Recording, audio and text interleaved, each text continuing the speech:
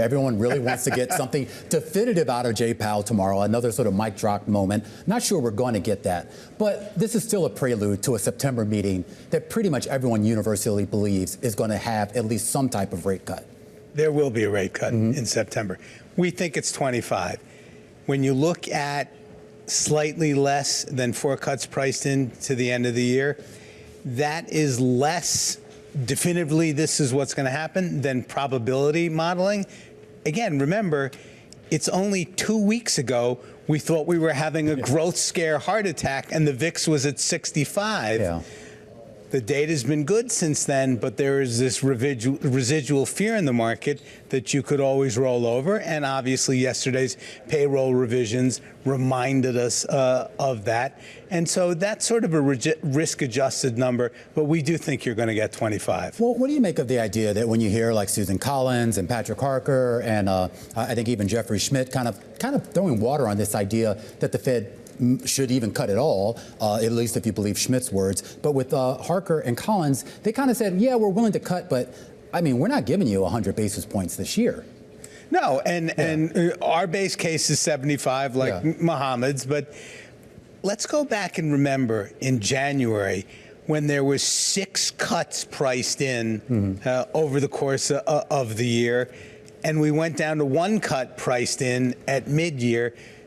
Expectations have been swinging, and at the end of the day, there's been a lot of noise around that. But ultimately, the story of this year has been actually earnings, and that's been the support for the stock market. The market's still expecting 96 basis points to the end of the year. So does tomorrow become a market event? I don't think so.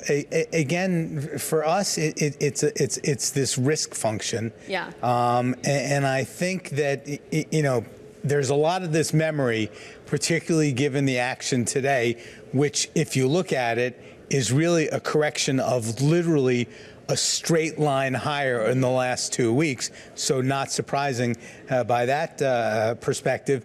But going back to 2022, when you had that, bam sort of moment at Jackson Hole, and everyone really would rather think that they can have next week as a vacation week. But to us, that point, is Nvidia going to be a market event or an Nvidia event next week? It likely will. I'm off that Wednesday, but is anyone else going to be off? Alex, come on. It likely will. And frankly, part of our view that one of the smartest things you can do is own technology convexity in your portfolio, is that when you look at a stock like that, it has traded between 90 and 140 over the last 3 months. A mind-bogglingly gigantic range. And if anyone tells you they know exactly how that stock is going to react to what will undoubtedly be a good earnings report, they got a bridge in Brooklyn to sell you as well. Yeah, which I think has been sold a few times over. I don't think anyone actually got paid. I am curious, though, it's funny you use the word convexity, though. Does that apply to other names outside of Nvidia, or really just to the broader market?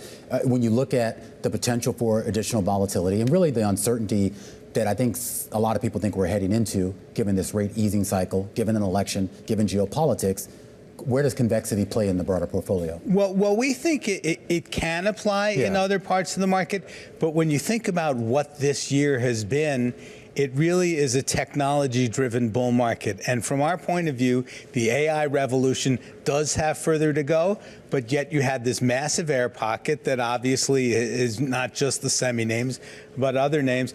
And in these kinds of technology-driven bull markets, you want to sort of protect the things that are going to move the most. Is there anything, though, I mean, specifically with regards to that technology trade, is there anything in that trade right now that gives you pause at all? It's really just the degree of movement. I have to tell you, I go back to call it July the 4th. The amount of buying high and selling low that we have seen in the markets, which is really, kind of alarming behavior in general, is about as concentrated as anything that we've ever seen. And that just tells you that investors are a bit fearful. They're uncertain. And I think what's going to happen as we go through the fall, and obviously the election is a big part of that uncertainty, and there's no coincidence that the politics, the uncertainty of the politics, if we had a political VIX going back to July, it would probably be 200. Yeah, I don't even know what would go into that. That would be kind of crazy. So if that large cap tech is still defensive, basically, at the end of the day, if what I'm hearing is relatively correct, what else is defensive? So we really think that the more traditional defensive areas, consumer staples and healthcare, actually the Fed cut playbook, those sectors work virtually all of the time. And if you think about it, it makes sense because they're less convex to an economic slowdown. And it's even more interesting this time because both of those areas have sort of been penalized a bit over the last year because of the GLP-1 phenomenon. And we think there's lots of value to be had there.